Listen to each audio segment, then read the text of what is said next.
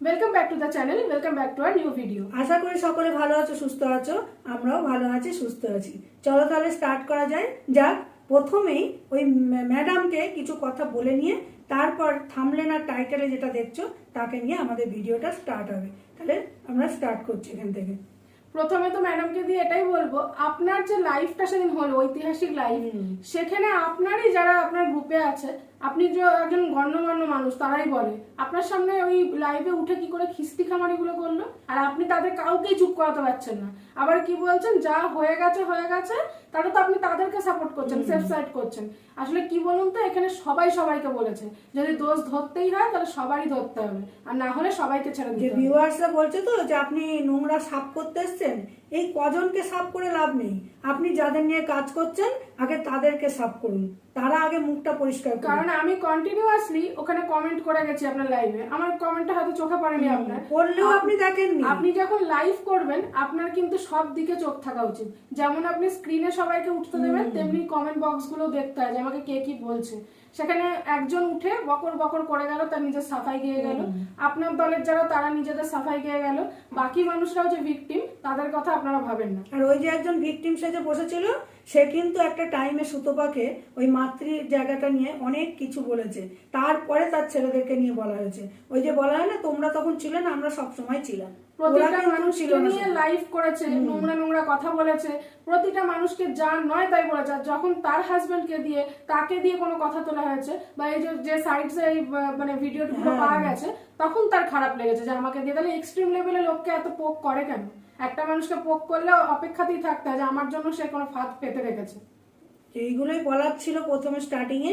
আপনাকে বারবার বলবো, আপনি অনেকেই বলছে আপনি কিন্তু মিথ্যে বার্তা দিতে আসছেন। আমরা কিন্তু আপনাকে মানবাধিকার বলেই আমরা সম্মান করি বা বলি যে যেমনি মুখার্জি ম্যাডাম একটু ট্রেলার দেখালো, আপনাদের সাকরেত গুলো বসে পড়লো, ঠিক যেন মনে হচ্ছে ওয়াইটি বন্ধ হয়ে গেলে আমরা কি খাবো, ঝাঁটা হাতে মনে হচ্ছে আমাদের মেথরের কাজটা পেলেও ভালো হয়, ঠিক সেইভাবে থামলেন দিয়েছিল।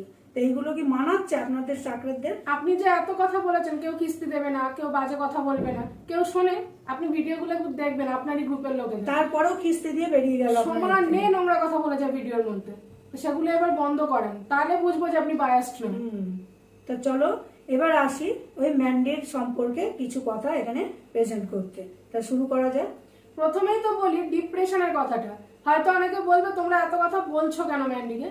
মেয়ের ডিপ্রেশনটা নিয়েও কিন্তু ম্যান্ডি প্রথম বলেছে ভিডিওতে এসে যে মেয়ে ডিপ্রেশনে গেছে, মেয়ে এই ভিডিও দেখে এরকম হয়েছে, সুতপাদির দোষ। যদি ডিপ্রেশনেই গিয়ে থাকে তাহলে মেয়েকে রেখে 7 ঘন্টা গিয়ে চুলের মানে হেয়ার ট্রিটমেন্টটা করা তো ভালো লাগলো? ওখানে ওইভাবে অতক্ষণ বসে থাকা, একবারও মনে হলো না যে মেয়েটা বাড়িতে কি করছে? করা হেয়ার ট্রিটমেন্ট করাস না বলছি না, সে তুই করাতেই পারিস, টাকার মুখ দেখেছিস, যে 7 ঘন্টা কেন তুই 10 ঘন্টা বসতে, মেয়েকে নিয়েই যা সেখানে। সুরাটে যাবি বলে যার জন্য তুই বলছিস আমি করাচ্ছি, আবার সুরাটেও মেয়েকে নিয়ে যেতে পারছি না। আবার এদিকে এটাও শুনছি যে সুরাটের যে কোলাবরেশন বা যে প্রমোশনটা এসেছে, সেখানে নাকি ফ্লাইটের টিকিট তারা কিছু দেয়নি, তারা যে পেমেন্ট দিচ্ছে সেটার থেকেই তুই ফ্লাইটের টিকিট করেছিস। তাহলে মেয়েরও একটা হয়ে যেত, সেবেলায় মেয়েকে নিয়ে যেতে পারছিস না কেন সাথে? সেটা প্রবলেম। যে সেখানে কি বলছিস, আমরা অনেক ভিডিও দেখেছি নাকি ট্রেনের টিকিট আর ফ্লাইটের টিকিট সেম সেম। আমরা গুজরাটে থাকা মানুষ, ওখান থেকে যাতায়াত করেছি অনেকবারই। কে বলেছে তোকে ফ্লাইটের টিকিট আর ট্রেনের এসির টিকিট যদি সেম হয় তাহলে এসিতেই অনেকে যেত, ফ্লাইটে যেত না? তো তোরা এখানে একটু কি বলতো, সে হাবাতিয়া কিছু কিছু থাকে না, জীবনে কিছু না দেখলে যেটা হয়, তোর অবস্থা হচ্ছে সেটা। ভেন্ডি তোকে কেন বলতো বললো নচ্ছার মহিলা সুতপা?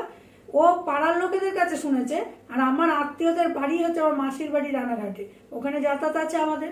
ওখানে গেলে তোর ফটো দেখলে বা তোর নাম করলেই বলে ছি ছি ছি, ওই মহিলার নাম নেবেন না। ওকে পাড়াতে পুরো নচ্ছার বা একদম জঘন্য মহিলা বলেছেন সবাই। কারণ যেখানে মেয়ে অসুস্থ, দুদিন আগেও অসুস্থ ছিল, ডিপ্রেশনে গেছে, সেখানে মা বাবা চেষ্টা করবে পুরো টাইমটা বাচ্চাকে দিয়ে যাতে তার মাইন্ডটা ঠিক হয়, সে যাতে সুস্থ হয়ে ওঠে। সেখানে তোরা কি করছিস, নিজেদের জিনিসগুলো তোদের সব ঠিক আছে, কিন্তু বাচ্চার বেলা দেয় বাচ্চা যেন একা একা ঘর বানিয়ে করে খেলছে, আবার সেটাও যখন বাচ্চাকে পরিষ্কার করতে বলছিস বাচ্চা রেখে যাচ্ছে। তোদের এই তো সংসার। ক্যামেরা নিয়ে যাচ্ছিস, ও ক্যামেরা সরিয়ে দিচ্ছে। তাহলে ডিপ্রেশনটা কার জন্য হচ্ছে? তোর মা বাবার জন্য। একটা মা বাবাই পারে একটা বাচ্চার কাউন্সিলিং করাতে। যদি ডিপ্রেশনে গিয়েও থাকে, কাউন্সিলিংটা তোরা মা বাবা বসে করাবি।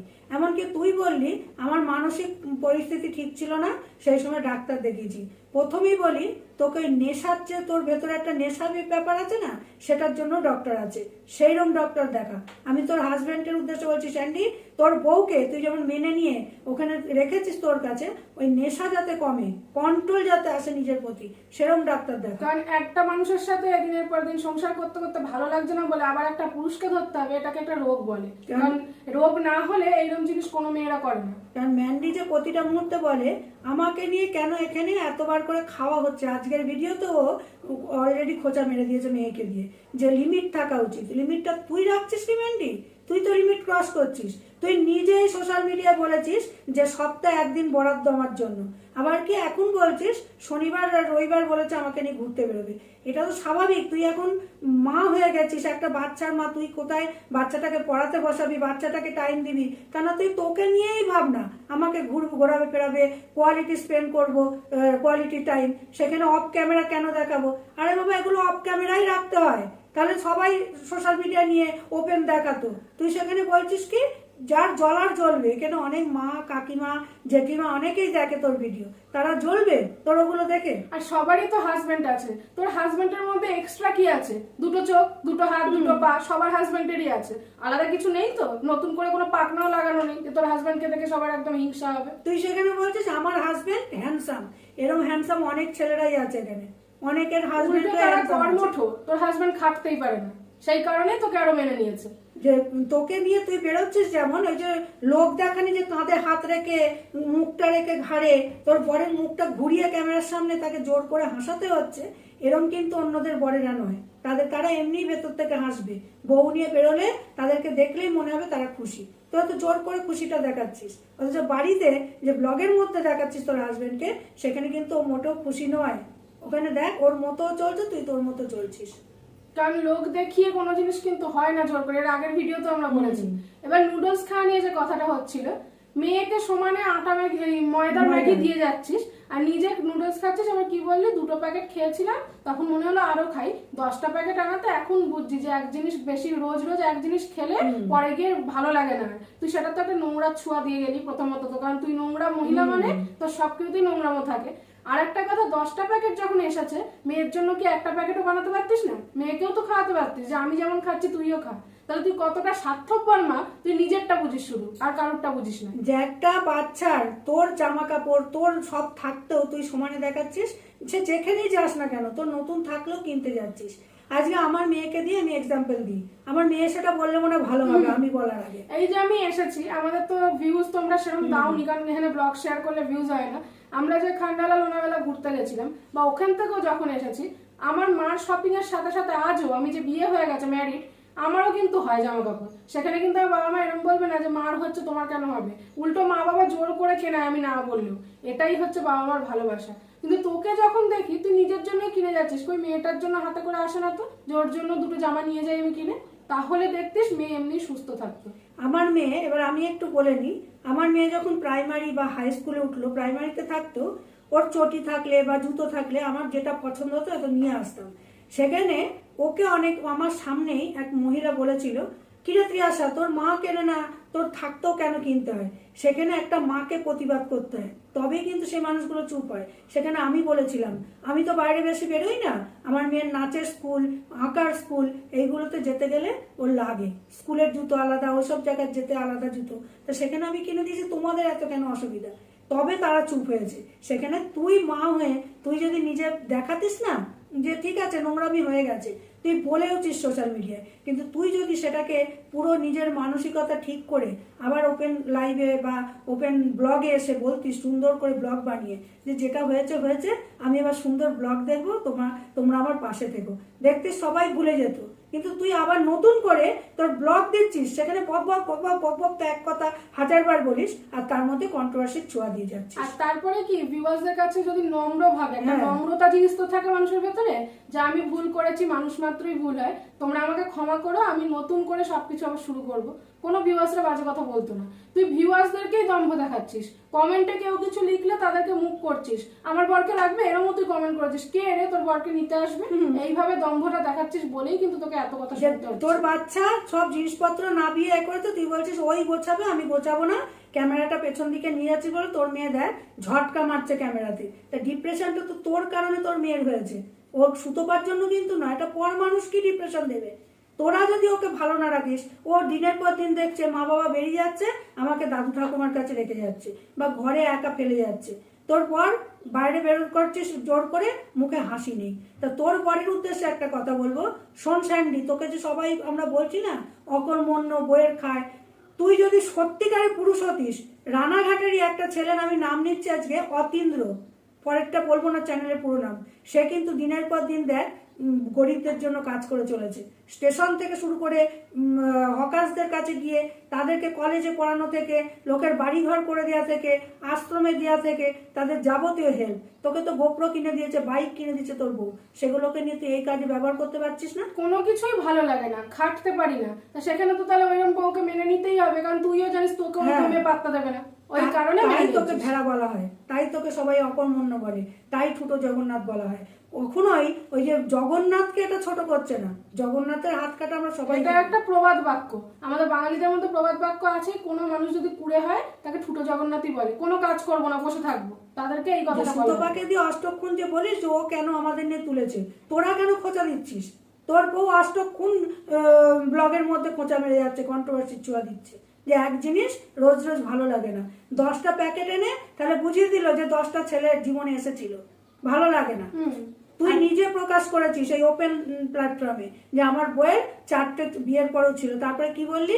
আমি হয়তো রাগের মাথায় বলেছি, ঢাকছিস। আর এমনই চয়েস করে, প্রতিবার লাট খায় আর তোর কাছে ফেরত আসে। এরকম করতে হয় যে আমি যখন এই জিনিসটা করেইছি আমি এবার শুধরে যাবো। বা এই যে তোরা বলছিস না যে কেন আমাদেরকে নিয়ে লোকে এত কাটাছাড়া করছে, যদি হয়েও থাকে এরকম, তোরা বলে নয়, অনেক ফ্যামিলিতেই এরকম হয়, নিজেদের মধ্যে নিজেরা বসে মেটাতিস, সোশ্যাল মিডিয়াতে ভিউজ আর ইনকাম করা, রেভিনিউ ইনকাম করার জন্য তোরা কিন্তু তোদের নোংরামিটা পুরো ছড়িয়েছিস। এটা কি বলার বিষয় ছিল যে তোর ওয়াইফ বাইরে কি করছে না করছে, বা তুই কি করছিস না করছিস, দুজনে মিলে বসে যদি মিটিয়ে নিতিস, লোকে জানতেও পারতো না, এত কথাও বলতো। ভিউয়ার্সদের বলি, দু একজন এসে যে লিখে যাচ্ছ না যে খুব ভালো বলেছো, বাট আপনাদের মান সম্মান, শোনো, মান সম্মান আমাদের প্রত্যেকের আছে।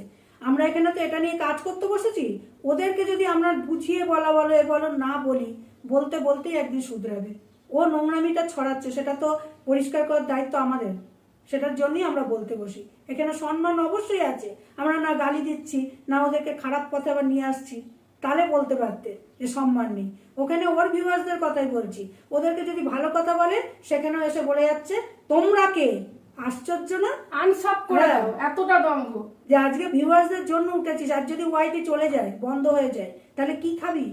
কি করে চুলের ব্যাকআপ নেই তো তোর কোনো কিছু, যে আমি এইটা করেছি বা আমার একটা শপ আছে বা আমি কিছু একটা শিখে রাখলাম কোর্স। তোকে আগের ভিডিওতেও বলেছিলাম যে বড় চ্যানেলকে দেখে তুই মেকআপ করতিস, ও কিন্তু মেকআপ আর্টিস্ট হয়ে গেছে, একটা কোর্স শিখে রেখেছে, কারণ চ্যানেলে ভিউজ নেই বলে। তুইও সেটা কর, কারণ তোর যে নোংরামি শুরু হয়েছে এরপরে তোকে তোর ভিউয়ার্সরাই ভিউজ দেবে না, তখন কি করবি? যে ভিউয়ার্সরা তোর ওই বকবগানি শুনে তোকে উঠিয়েছে, আজকে তো তারাই লিখছে যে তোমার ঘ্যানানো বেশি হয়ে যাচ্ছে।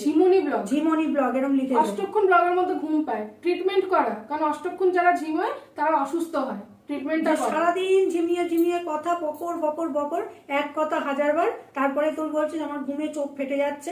আবার একদিন এসে বললি সবসময় কি ঘুমে চোখ ফুলে থাকে?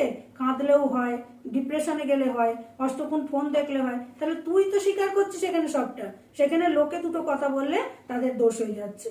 তাই এই যে চুল দিয়ে বলতে গিয়ে থেমে গেলাম, আমাদের চুলগুলো দেখ কত গ্লেজ দিচ্ছে, স্মুথ কত দেখ। আমরা একটা কেরাটিন ট্রিটমেন্ট, একটা শ্যাম্পু ইউজ করি, আর কিচ্ছু করি আর কিচ্ছু না। আমাদের স্কিন দেখ কিছু কিন্তু ব্যবহার করি না, শুধু একটা ফেস ওয়াশ। কারণ কথাতেই আছে অতিরিক্ত কিছু ব্যবহার করলে না সে জিনিসগুলো নষ্ট হয়ে যায়, সেটা স্কিন হোক হেয়ার হোক, ওই জন্য যত মিনিমাল প্রোডাক্ট ইউজ করতে পারো ততই ভালো। আমার মেয়েও দেখিয়ে দিক সামনে ওর চুলটা দেখ, আমার চুলটা আগাগোড়াই এরকম, আমাকে যারা ভালো করে না, ওর চুলের কালারটাই ন্যাচারালি এরকম। হ্যাঁ, আর আমি এই শ্যাম্পু করি তাতেই আমার এই যে এরকম ট্রিটমেন্ট করার মতো চুল হয়ে যায়। তা শোন, একটা কথা বলি, বাচ্চা ছোট থেকে বড় যতদিন মা বাবার কাছে আছে, মা বাবাদের উচিত মা বাবা হয়ে যাওয়ার পর তাদের কিসে ভালো হয়, তারা কিসে খুশি থাকে সেটা দেখার। আমাদেরও ইচ্ছে করে যে কোয়ালিটি টাইম স্পেন্ড করি। আমাকে দিয়ে আমি বলছি, আমার কোনোদিনই সেটা মনে হয়নি। হয়তো বলবা যে হ্যাঁ তুমি তাহলে তোমার হাজবেন্ডকে সময় দাওনি, দিয়েছি তো, আমরা এখানে দেখাই না, দেবো না কেন? দুজনের মধ্যে আন্ডারস্ট্যান্ডিংটাই মেন। আর যে কোনো হয়তো অনেকে বলবে তুমি বিয়ে হয়েছে মাত্র 1-1.5 বছর হলো, না বাচ্চা হয়েছে না কিছু, তাহলে মার পাশে বসে কি করে জ্ঞান দাও? মাকে দেখেছি, মায়ের মতোই আরো অনেককে, এমনকি ওয়াইটিতেও অনেককে দেখেছি যারা খুব ভালো ভালো মা, ভালো বউ, ভালো মানে মেয়ে, সবটা তারা দেখায় ভিডিওতে। তাই জন্যই কথাগুলো বলি। এই যে বলে না অনেকে মা মানে শাড়ি পরতে হবে, মা মানে ডবডবে করে সিঁদুর পরতে হবে, তা কিন্তু নয়। আমি কিন্তু প্রচুর স্টাইলিশ, আমার কিছু কিছু ফটো দেখবে আমরা দিয়ে দিই। মা মানে এখনো আমি প্যান্ট, ছোট শর্ট টপ পরি, কিন্তু এমনও আমার স্বভাবটা, আমার মেয়ের আগে কিসে ভালো হবে, কোন ড্রেস পরলে ওকে মানাবে। একটা কুর্তি আর তার সঙ্গে প্লাজো পরিয়ে, এই যে আমাদের এখানে মন্দিরের একটা ভিডিও, প্রত্যেকে ওকে জিজ্ঞাসা করে লিংকটা দেবে, ড্রেসটা কোথা থেকে নিয়েছো আমি জিজ্ঞাসা করছি। কিসে ওকে মানাবে, কিসে ভালো লাগবে সেটা একটা মাই চয়েস করতে আর পারে। মা মানে মেন ব্যাপারই হচ্ছে ছেলে মেয়েকে কিভাবে তৈরি করলাম। ছেলে মেয়েকে দেখে লোকে বলবে যে সত্যি মা ভালো শিক্ষা দিয়েছে। মা মানে এই নয় যে আমাকে একটা এই লোকে শিখিয়ে দিয়েছে বলে আমি এইভাবেই থাকবো। অনেক সময় যেসব মায়েরা শাড়ি পরে, ডবডবে করে সিঁদুর পরে, তাদের ছেলে মেয়েরাও তৈরি হয় না। আজকে আমরা এখানে যে দুজন বসে বক্তব্যটা রাখি, এই যে অনেক ওর মানে আন্টির বয়সী যারা ওকে ত্রিয়াশা বলে লিখে যায়, হার্ট রেয়ার দেয় বলে, দারুণ বক্তব্য, মানে বক্তা। আমার গর্বে বুক ভরে যায় যে যাক কিছুটা হলেও আমি আমার মেয়েকে শেখাতে পেরেছি। আজও যদি আমরা একটা ব্রেসলেট কিনি না, আমার কাছে সেটাও মেয়েকে দেওয়া হয়েছে। আমরা এরকম ভাবেই সংসারটাকে মেনটেন করি। যে আমি হয়তো মুখ ফুটে বলিও নি, বাবার সাথে আনতে গেছি মার জন্য, আমি চাইছি না, নেব না, আমাকে আমার বাবা মা জোর করে দিয়ে, যাতে আমার মনে কষ্ট না। এটাই হচ্ছে বাবা মা হয়ে দেখা, তারপরে সেখানে অন্যের দোষ দিবি, এগুলোই বলার ছিল আজকে। আর বারবার স্যান্ডিকে বলছি, বাইরে তো বেরোচ্ছিস তুই, শুনলাম এই যে অনেকে বলছে না যে গেম ছাড়ছে না, ও চ্যানেলটাকে বেচে দিয়েছে, তাহলে সেখান থেকে টাকা আসছে গেমের থ্রু, ওর নিজের চ্যানেল নেই। কারণ গেমের মধ্যে হিন্দি ল্যাঙ্গুয়েজ ইউজ হচ্ছে, বেঙ্গলি ল্যাঙ্গুয়েজ ইউজ হচ্ছে না। কিন্তু একটু পরিষ্কার করে দেখো তোমরা। আর সবার লাস্টে বলবো, ভিউয়ারদের সম্মান করতে শেখ, তাদের জন্যই আমরা উঠি। যে দুটো এসির হাওয়া খাচ্ছিস, ভিউয়ার্সরা যদি তোদেরকে ফেলে আবারও আগের জায়গায় এসে পৌঁছাবি, তখন কিন্তু আরো কষ্ট হবে, কেউ কুল পাবি না। কারণ মানুষ টাকার মুখ দেখে যদি আবার নিচে পড়ে যায় না, তখন স্ট্রাগলটা খুব কষ্টের স্ট্রাগল হয়। যে সবারই ইচ্ছা করে নিজেকে গ্রুমিং করাই নিজেকে, কিন্তু যাদের পাশে সাইডে একটা মানে কাজ বা বিজনেস না থাকে, তাদের বুঝে চলতে হয়। কিন্তু তুই সেটা করতে পারছিস না, তোর সবসময় ঘুরবো ফিরবো, টাকা মানে ছড়াবো, এই টেন্ডেন্সি।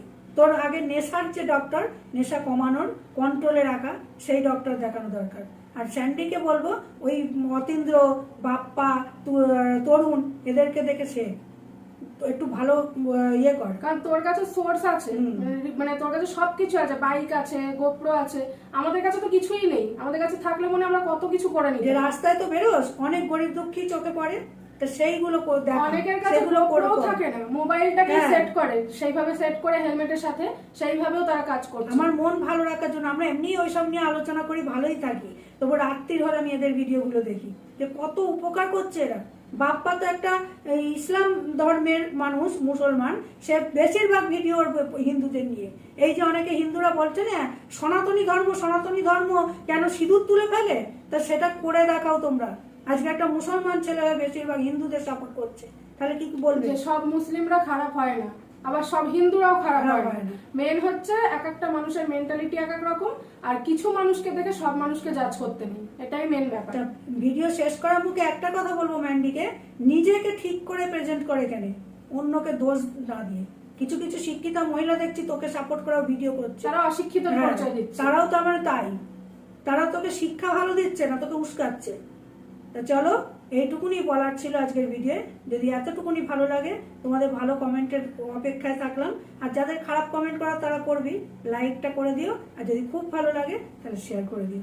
এখানেই এন্ড করছি।